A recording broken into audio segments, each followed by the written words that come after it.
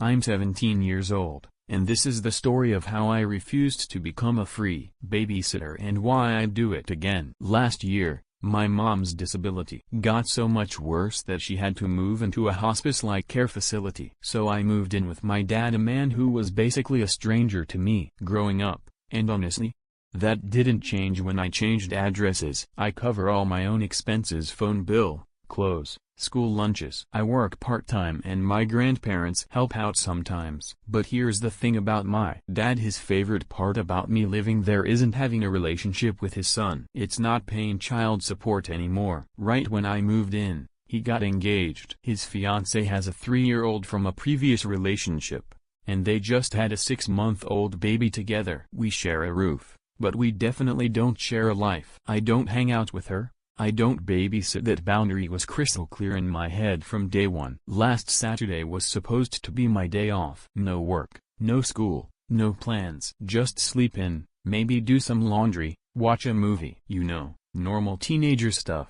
Then my dad pops his head into my room. "Hey, we've got plans today, you're watching the kids." Before I could even process what he'd said, he was gone. Just vanished. 30 seconds later, his fiancée walks in carrying this massive diaper bag. She starts rattling off instructions about nap windows, bottle schedules, snack times, meltdown protocols, like she's briefing me for a military operation. Then she drops the bomb: "We'll be gone about 6 hours." 6 hours. Like I had already confirmed this booking. I looked at her and said, "No." Not rude, not dramatic, just no. She blinked at me like I'd spoken a foreign language, then tried to steamroll right over me with more scheduling details. That's when I grabbed my keys and walked straight out the front door before her shoes even hit the welcome mat. I just walked, let my phone buzz in my pocket. I wasn't going to be trapped into becoming the emergency childcare plan for 2 adults who couldn't be bothered to make an actual plan. I came back late that night,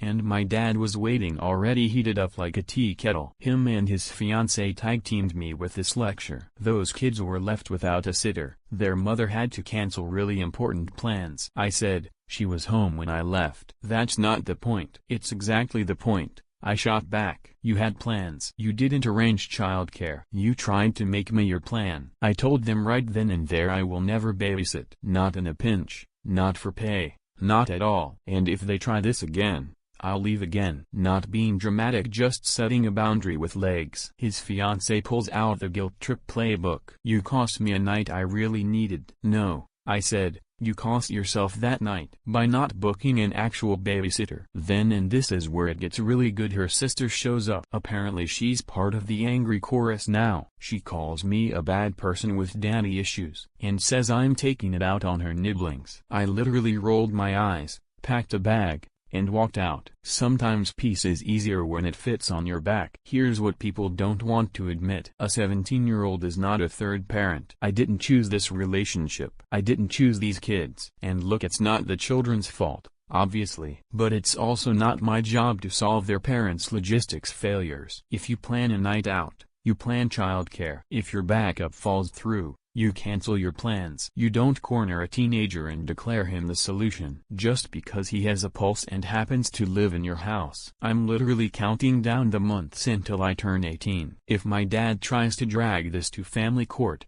I'm hoping the calendar saves me first. Until then, my rule is simple and non-negotiable: I am not your babysitter. So let me ask you this: if you're only responsible because the actual adults refuse to be responsible, do you swallow it to keep the peace? Or do you hold the line and let their poorly planned night fall apart? Drop your thoughts in the comments. I'm genuinely curious how you'd handle this situation.